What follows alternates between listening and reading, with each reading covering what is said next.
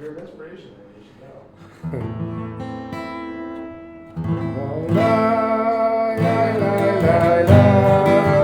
What's it? No, down. Let's see. Where do you think it's going? Up, right? There. E minor.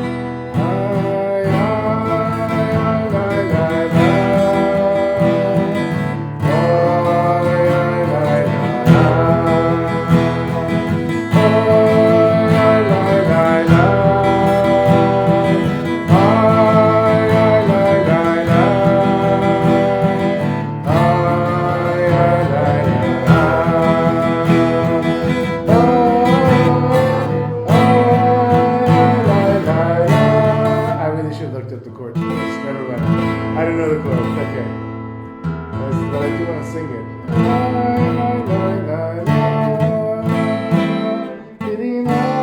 Never mind. Okay, let's sing something else. Nobody else is online yet. Oh, here's some is here.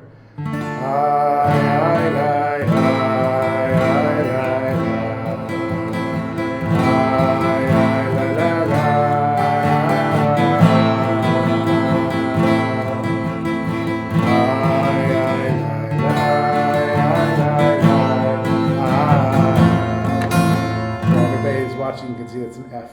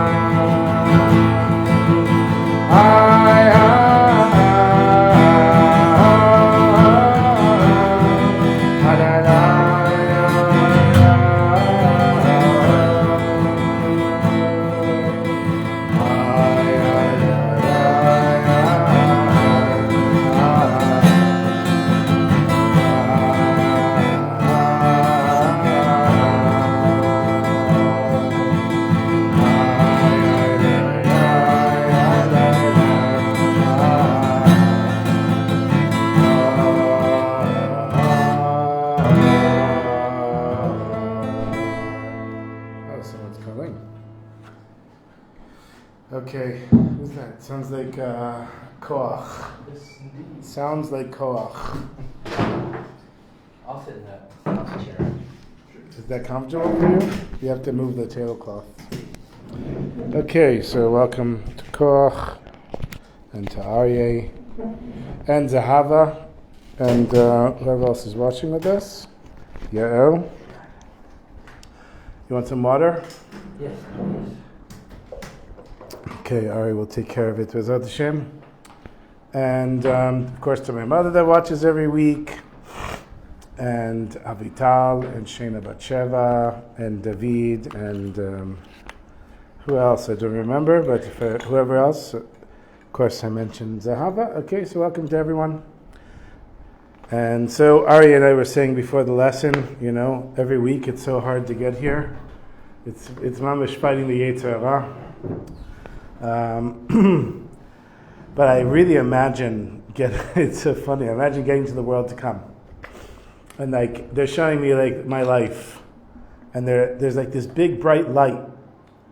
I'm like, what's that? I said, that's the class you gave in Likutey Moharan, but it's only for this short amount of time in your life.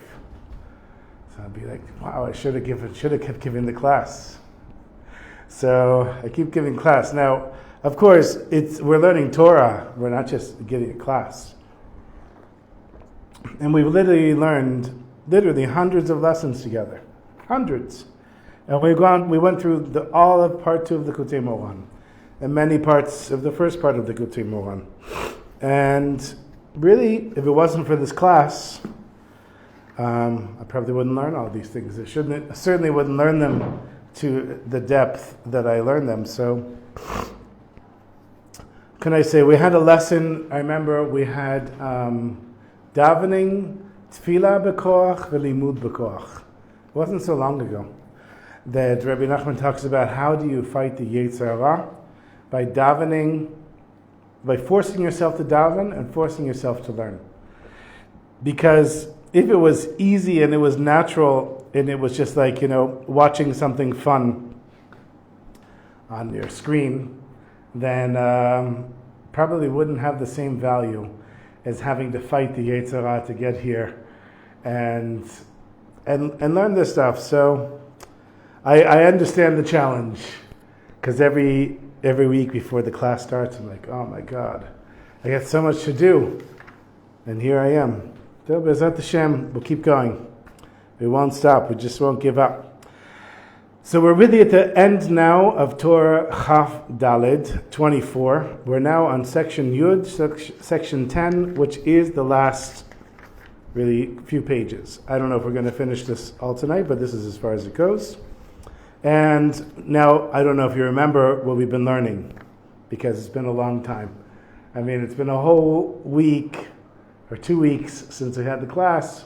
So just to make a quick review, we started off with Rabbi Yehoshua ben Chananya. And the elders of Athens come to him and they say, where is the center of the universe? And he picks up his finger and he says, it's right here. And they say, really? How do you know that's the center of the universe? He says, well, bring ropes and measure it and you'll see. And from this is in the Gemara. Where is it? Where's the quote from the Gemara? Okay, I don't know, but I know it's from the Gemara. We did look it up. I did look it up once. And there's a whole section of it. Daf Chaf. Here it is. Masechet Bechorot, in Bechorot. So there's a whole section of the Elders of Athens asking Rabbi Yehoshua ben Chananya all of these strange questions. Like I think one of them was, why does adding salt make water boil faster? And where's the center of the universe? Now, what he started off as saying that if we're going to bring the whole lesson together, the center of the universe is when you bring in the Or Ein Sof, the infinite light of Hashem, into this finite world. And at that place where you bring it in, that is essentially the center of the universe. You're kind of making an opening in this finite world to bring in the infinite light of Hashem. That would be summarizing the whole lesson. And that's the answer to the Elders of Athens. What does it mean that this is the center of the universe? That he put his finger and he said, right here. Now, when he put his finger, he made a kav yashar, made a straight line. Now you remember, I better put this back here, we had the Sfirot. And we were talking a lot about the Sfirot for many weeks. And we learned that when a person does a mitzvah b'simcha, does a mitzvah with joy, they give energy to Malchut, which is the lowest of all the Sfirot. Malchut doesn't have any energy of its own, but it receives the energy from all the Sfirot above it.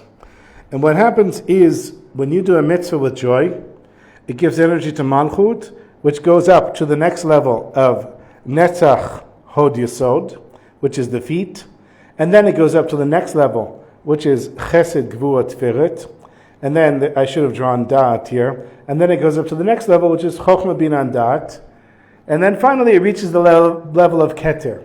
Now this is all the spiritual energy that happens when a person does a mitzvah with joy. And this is when he put his finger, this is the meaning of the finger. He was saying that this spiritual energy goes up through all of these levels. Now we know once it reaches Keter, it goes up to Malchut of the next level, the next world above it, and the next world above it, and the next world above it, all the way to Atzilut, which is the highest of the four worlds that in any way we have any connection to them in this world. And then it continues up to infinite worlds to Hashem, and then this light comes down in the form of a bracha. So what does a bracha mean? We've talked about the word many times. It means to bring down Hashem's abundance in this world. What is the reward for a mitzvah? Another mitzvah. So when you did a mitzvah with joy, you get an infinite, something infinite. Because why is the reward of a mitzvah another mitzvah? Because the mitzvah itself is infinite. So essentially, you're doing the mitzvah with joy, you're creating this connection with Hashem, you're getting another opportunity to do a mitzvah, and that is bringing Hashem's infinite light into this finite world. You're actually creating the opportunity for another mitzvah and another mitzvah and another mitzvah. And he says, what is the highest level of knowing? It's knowing that you don't know. So somebody could just say, well, I know I don't know, so I reached the highest level. But that's not what it means. It means that you've strived to reach a high level, and you got to the absolute maximum, and you know where the maximum is, and you know that there's more beyond it. You just don't know what that is beyond it. So he says, a person could say, well, Hashem is infinite. I'll never be able to learn, I'll never be able to understand Hashem, so why make the effort? He says, because making the effort will make you closer to Hashem. Because as you try to get closer and realize that you've reached your limit, every time the limit will go a little bit further, and every time you'll realize how much further you actually are away from Hashem, something that you didn't realize when you didn't try to understand Hashem. And he calls that mate v'la mate, magia v'lo magia. That you try to reach Hashem, but you can't reach Hashem.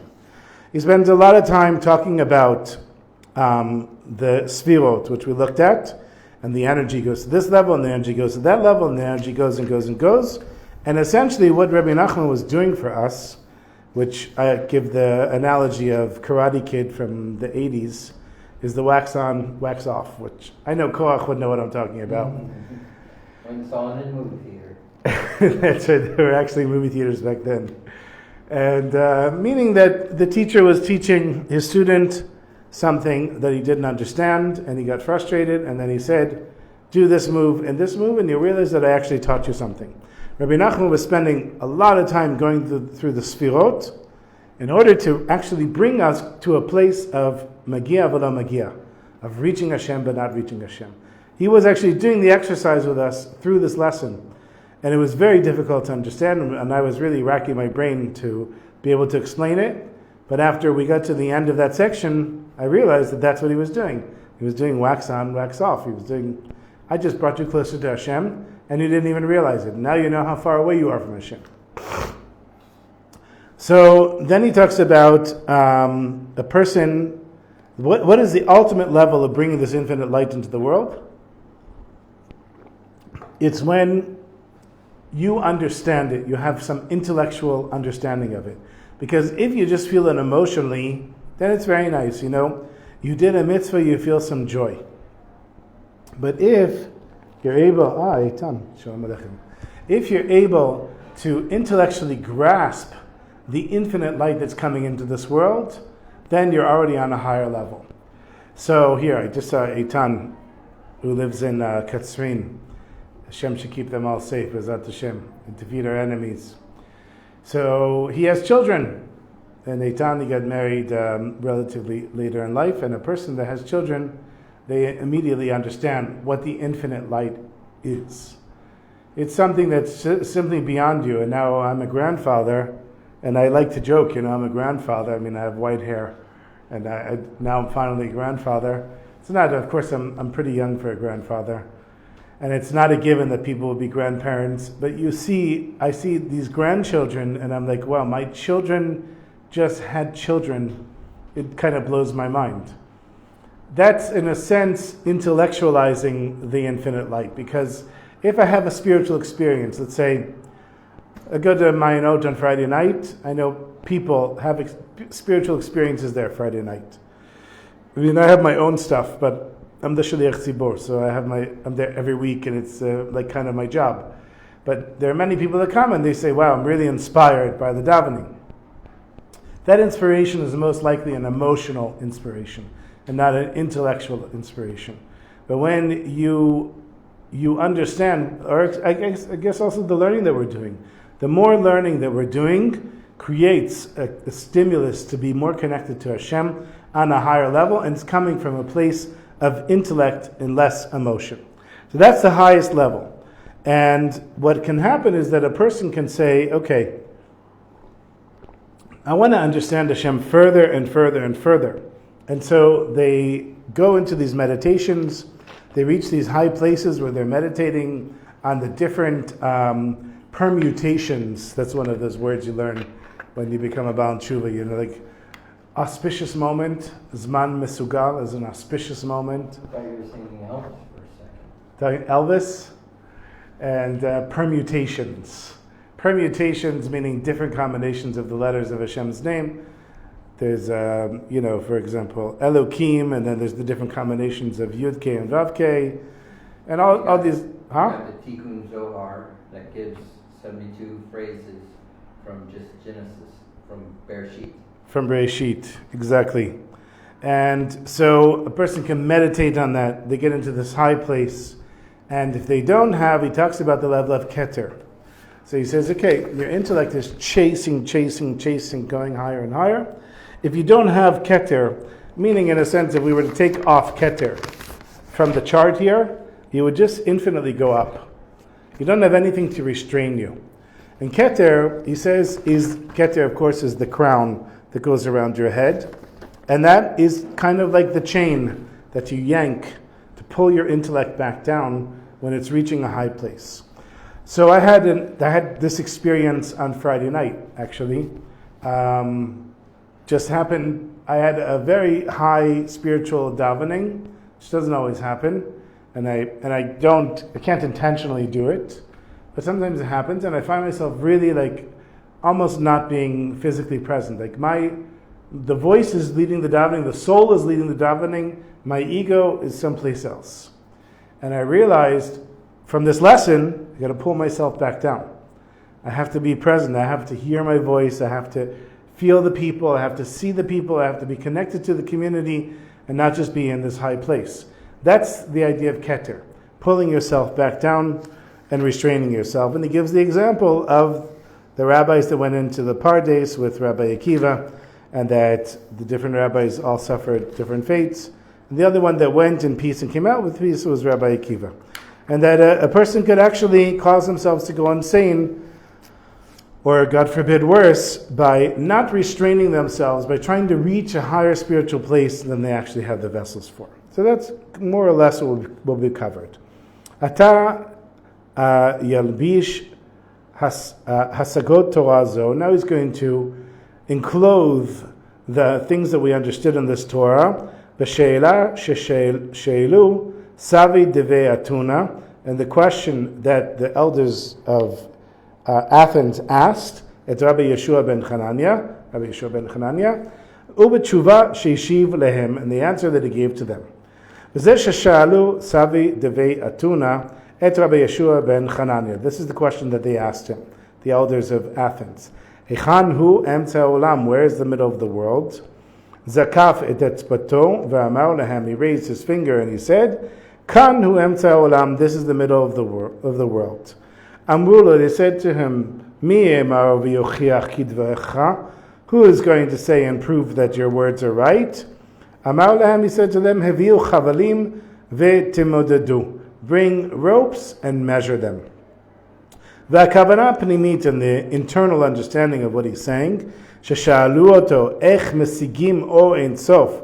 What they were really asking him is, how do you bring the infinite light, shehu et emtza de alma, emtza haolam, which is the middle of the world, v'akavana ech mesigim et kav ha'ein sof hanichnas letoch chalal hapanoi.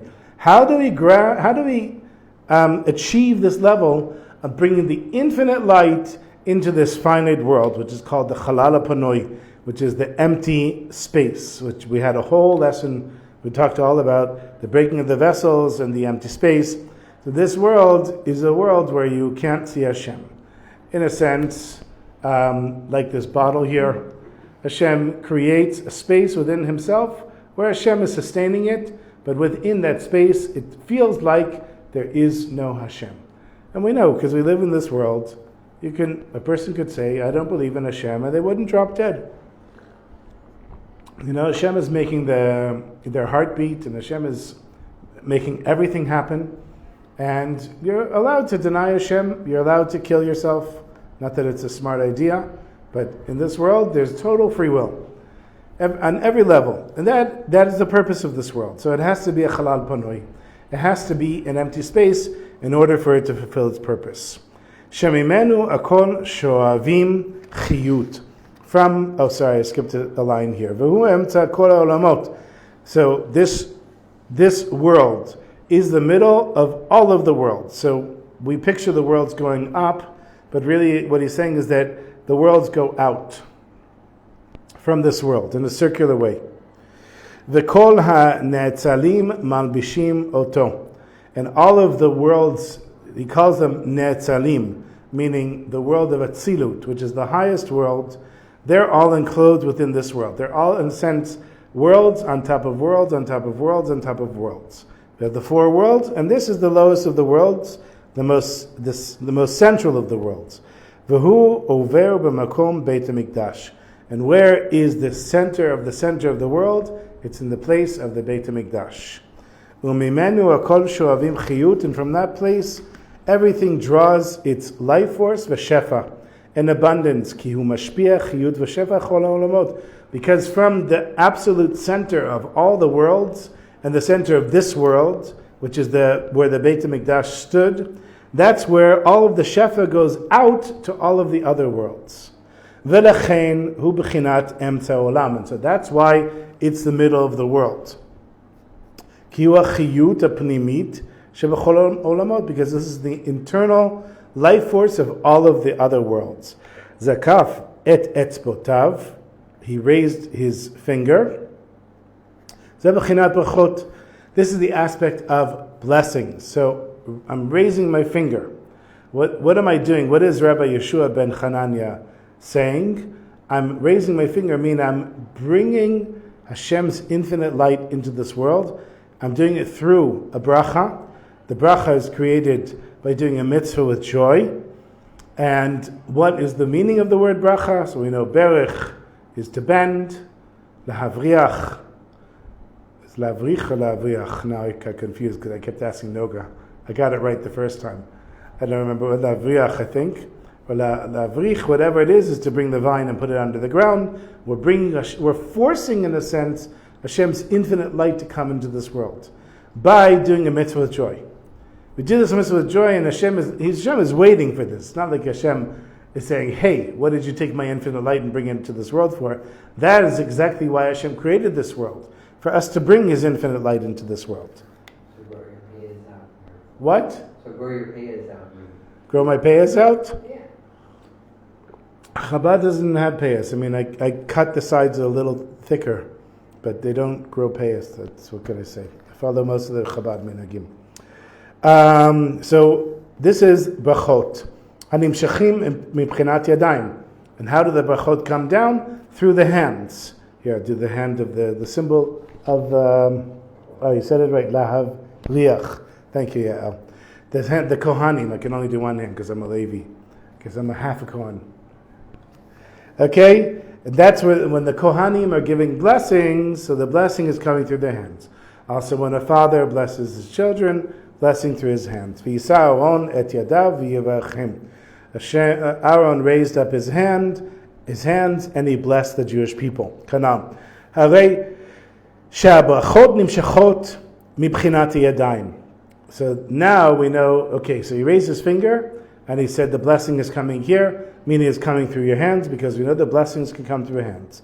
Hainu she'ana lehem al yedei habrachot nimshachot mibchinat yadayim. That is that Rabbi Yehoshua ben Chananya answered the elders of Athens that the blessings that are drawn down through the hands, zocheh ha'adam lesechen ulemochin. It comes through the hands and then it goes up to the mind and to the intellect.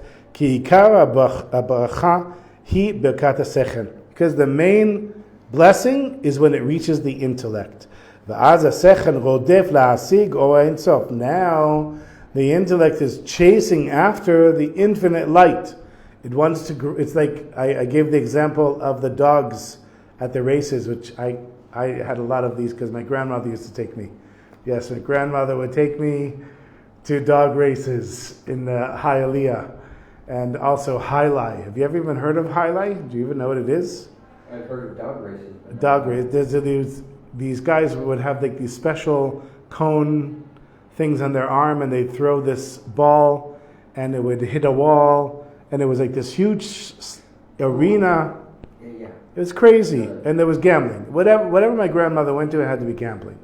If she wasn't gambling, she was at bingo. And she would take us to bingo also, and she'd have like 50 cards on the table, and these special markers, and it was crazy. Okay, so now, because my grandmother brought me to dog races, I have an example to explain this idea of the mind chasing after the infinite light.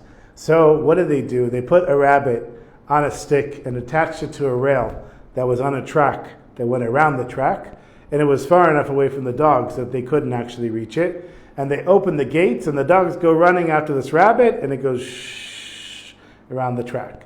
That's what the mind does. Now, the dogs are never supposed to grab the rabbit. Apparently, I'm sure there's some video on YouTube where the dog grabbed the rabbit, and then, of course, that dog probably never raced again, because what's the point? They got the rabbit. But here, we're never actually reaching the infinite light of Hashem. We're constantly chasing after it. And that's how a person can lose their mind. And then he says, Umivatshin makim hamochin beketer. Then you hit the mind with the level of keter, meaning you are conscious that your mind is racing, trying to reach this infinite light of Hashem, and you pull yourself back. You say, okay, I ate enough for today, I'll eat more tomorrow. Because if you keep eating and eating and eating and eating, you get sick. And if you keep eating even more, you could kill yourself, God forbid. We all know we ate a certain amount, we ate enough, that's it, we'll eat more tomorrow. That's what you have to do with your mind. You're racing, you're grasping this high intellectual, spiritual level, you have to pull yourself back. Keter is what pulls back the mind and settles the mind. And then what happens is, I also gave the example of stomach surgery, because I have friends that had their stomach shrunk, and then they ate so much that they expanded their stomach again, but now they can't have the surgery. It's this crazy thing. Okay, whatever. What does it mean? It means that the stomach, it's a piece of skin. Even though you cut it down to the size of 2 fingers, you can stretch it out. By reaching intellectually, reaching this place of connecting with Hashem, you are in a sense stretching your consciousness. But it will never return to where it was before. And he calls that the 9 vessels. The 9 vessels, of course, the sfirot. The chart that I was showing before, each of those is in each person, and you create a way of holding on to the infinite light in yourself in this world. By this going and reaching out to Hashem, but pulling yourself back. And this is how you grasp the infinite light in this finite world, in an infinite body, in a finite body. That's the aspect of reaching, but not reaching. They said to him, the elders of Athens, Mi amar, mi hu ze sheyichnos bechalal hatmorot lemakom klipot. So he says here, they said, and who says? Mi amar. Now he takes the word yemar, and he takes the root, which is mem resh, and he now Rabbi Nachman now expands on it. He says, when the elders of Athens says, who says? Mi amar. He says, what the meaning behind their words is, who is going to go into the chamber of exchanges? Chambers. Heichalei hatmorot. Lemakom klipot. To the place of the negative energy. La'alot misham et kedusha. To elevate from that place the holiness. The b'chinat ktoret. And this is connected to ktoret, kanal, as we mentioned way back before. And the ktoret, and the incense offering, there was chelbana. Chelbana was the foul-smelling incense. But the offering was not complete unless that was included with it. And that symbolizes elevating sadness with joy. We know we learned a lesson, I think it was also Chaf Daled in part 2 of Likutey Moharan, where Rabbi Nachman talks about how you have to chase after your yagon va'anacha, your sadness and depression, when you're in a joyous time. So if you're like at a wedding, or at Lag BaOmer, or something where everybody's dancing and there's music and there's joy, he says, try to pull out a sad memory something that pulls you down, but not in a way that it'll actually pull you down at that moment, but in a way where you can elevate it at that moment. And through the joy, you're going to force the sadness to dance with you. Just like if people were dancing around in a circle, and there was somebody sitting on the side, and he's got his arms crossed, and he says, I don't want to dance.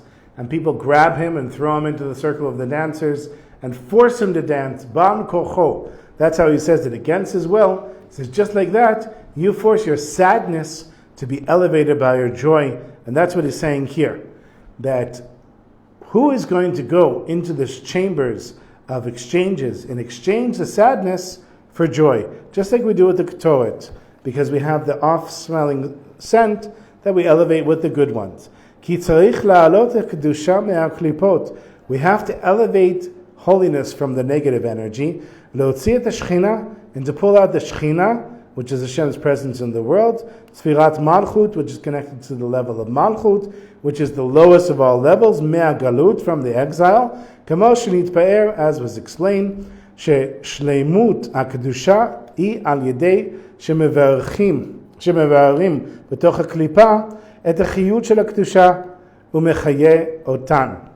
HaMechaye Otan. What is the highest completion of holiness?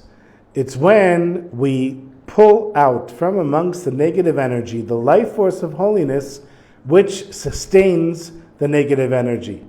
Right? Because we know, where does negative energy get its life force? It gets it from the holiness.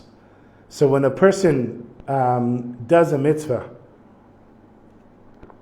and they do it in a way, I guess, or maybe it's a Jew that does an Avera, because a Jew is holy, and the holy energy that could have been a mitzvah, the Jew does an Avera, they're giving that energy to the negative side. But the negative side always gets its energy from the holiness. Because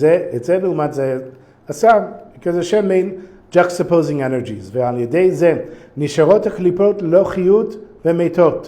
And when a person is joyous, does a mitzvah with joy, they leave the negative energy, they pull out the holiness from the negative energy, it's pulling the Shekhinah out of the exile, and then the negative energy dies. And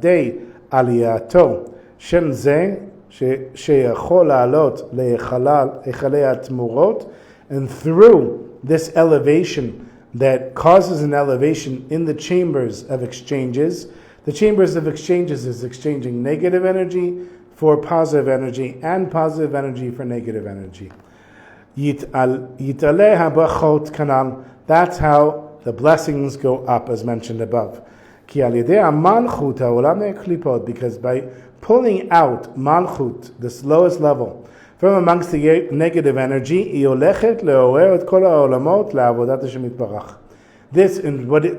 do you pull out Malchut from the negative energy? By doing a mitzvah with joy. You do a mitzvah with joy, the energy goes up through all the worlds.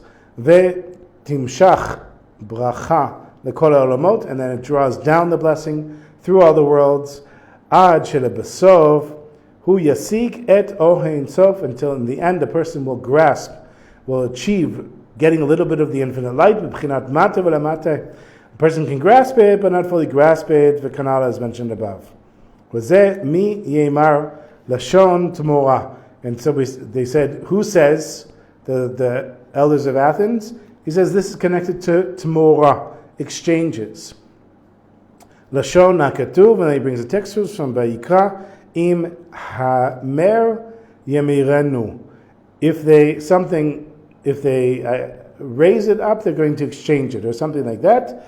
Ki aklipot machlifot umemarot et hatov bera ve'et hara betov. Because we're exchanging good for bad and bad for good. V'lachen hem nikrim echalei t'morot, and that's why they're called the chambers of exchanges. Ve'yeshiv lehem. I really wanted to finish this tonight, but we're only going to go for another 5 minutes. So we're going to finish next week. Ve'yeshiv lehem heviu chavalim ve'timodedu, and he answered them, bring ropes and measure. Hainu she'ein tzorech laredet le'echalei atmorot k'dei la'alot misham et ha'kedusha. You don't have to go into these chambers of exchanges to elevate the holiness. Ki ikar aliyat kedusha hi alidei simcha. Because so you don't have to go into these negative places. That's what he's saying. You don't have to go into what's the city in California that turned into the drug capital of America? San Diego, San Francisco. San Francisco. You don't have to go to San Francisco and open a Chabad house to elevate the holiness from the klipot. You just have to do a mitzvah with joy. Actually, that's where, well, Berkeley is where, Shlomo Karabakh had his Yeah. issue Yeah. in the 60s. That's next to San Diego, San Francisco. Berkeley is right next to San Francisco. Okay. But I was in California once for like a day. I lived in Oakland. That was enough for me. I heard, there was this poem that was turned into a song years ago. Don't stay in New York too long, you'll become bitter. Don't stay in California too long, you'll become soft. Right? Ki Ashchina hi shoesh asimcha shel Yisrael. The Shechina is the root of the Jewish people. We're just going to leave it there. That's where we're going to continue next week. And next week we're going to finish. And B'ezrat Hashem, we're going to start a new lesson. You have any questions? Everything made total sense? Made sense to me. So that's the mate v'la mate. Okay, I have a short story for you here from the Rabbi Shmuel Strashun. You heard of him? He's the Rashash. Lived from 1794 to 1872. So while I was preparing the lesson, I grabbed a story from my pile, and I shouldn't say it out loud because my phone will answer me, but I called out to the phone, and they said, tell me, who is this Rabbi Shmuel Strashun? Didn't work out very well with the phone. I have no results. So he lived from 1794 to 1872. And he was one of these, there's actually a picture of him. You should look it up. I was going to put it on my phone, but I can't show it to people on my phone when it's on my phone. Right. But you can look it up. And he was like one of these very straightforward rabbis, old style, for sure old style. He died in 1872. Old style rabbi. And he had an interest-free loan in Vilna, which is where he lived. And he was very strict about the ledger. Everything was, marked and to the T. Song of the Class of 99. Oh, thank you, Zava. I'll have to look it up after the class is over. This is the Song of the Class of 99. That's the poem that I was talking about. Okay, so the rabbi had his ledger, and since it was a free loan society, he needed money coming back so he could lend money out, and he was very strict. He would tell people, you have a certain amount of time to repay the money. They paid it. If not, he would chase after them. And one time, there was a very simple Jew, a baker, and he needed to borrow 100 rubles, and he needed it for 4 months. So he went to the rabbi. Rabbi wrote it down. He borrowed the money, and the 4 months passed. And the baker had the money. He went to the rabbi's house to pay him back, and his wife said, the rabbi's in the Beit Midrash. He's learning. So this baker goes in the Beit Midrash. He sees the rabbi. He says, Rabbi, I'm here to pay back my loan of 100 rubles. And he hands him an envelope. And it says, loan repayment from this person, 100 rubles, has the date, everything. And the rabbi takes the envelope and nods his head and continues learning. The rabbi didn't pay attention at all. Didn't notice, this guy didn't notice anything. And simply put, he saw the paper. He didn't notice that it had 100 rubles in it. I guess maybe it was one bill, 100 rubles, I'm not sure. And he puts it in the Gemara that he was learning, closes the Gemara, puts it back on the shelf. He goes back to his loan society and he takes a look at the ledger. He says, the baker has to pay me back. So he calls the baker in and he says, 4 months have passed, you have to pay me back. He said, Rabbi, what is this, a joke? I was just there in the Beit Midrash, I just gave you the money. He said, no, you didn't. If you had given me the money, it'd be written in my ledger. I write everything in the ledger. He said, no, I gave you the money. It's written my name and date and the money and everything. The rabbi said, I don't know what you're talking about, because he didn't pay attention. So eventually he brings this Jew to a Beit Din because the guy wasn't paying his loan. Like many months had passed and he didn't pay his loan. Now the Beit Din, they knew that if they had judged against this Jew, it would ruin his livelihood. It would ruin his chances of his kids getting married in the community. It would really be a big blow. So the Beit Din said, we're going to delay it a few months, 3 or 4 months. Give him a chance to find the money. But this Jew insisted that he paid back the money. He's not giving another 100 rubles. He paid back the money. And so the Beit Din ruled against him, because here's the big rabbi and this baker. And so they ruled in favor of the rabbi. And nobody hired the baker anymore. He lost his job. His son, who was actually a promising scholar, knew that nobody was going to marry him, so he left town and embarrassed. And a year later, this rabbi, Shmuel Strassun, goes back to the Beit Midrash and happens to need to check something in the Gemara that he had checked a year before. And lo and behold, he opens it up and he sees the loan repayment. And he says, oh my God, he was telling the truth the whole time? And I accused him of being a liar and a thief, and everyone didn't want to hire him, and he lost his livelihood, and his son left town. So he calls the baker back and he says, I'm really sorry, you did repay the loan. He said, that's very nice, Rabbi. Now my family's been living in total poverty. My life is ruined, all because of you, because you didn't pay attention. And the rabbi said, well, I'm going to make a public apology. He said, sure, you'll make a public apology, and people will think that just because I'm in such a bad state that the rabbi is lying in order to help me, they won't believe you. And it won't make any difference. So he said, what's with your son? Where's your son? He said, my son fled town because nobody wants to marry him. He said, good, bring him back. I want to talk with your son. So he brings the son, and the son's standing in front of the rabbi, and the rabbi's daughter is there. And he says to the son, this is my daughter. This is his son. I want to set the two of you up. What do you think? And the baker is shocked because he says, you're going to set up my son with your daughter? He says, this way everyone will believe that I'm telling the truth. And so they got engaged. A couple months later they got married, and they realized afterwards that was the Ashgacha Pratit. That Hashem meant for these two to get married, but they would never have gotten married had the baker not taken the loan and the rabbi not realized what happened. And all of that was just in order to bring this couple together. Bezrat Hashem. So I'll share something with you very quickly before the Nigun.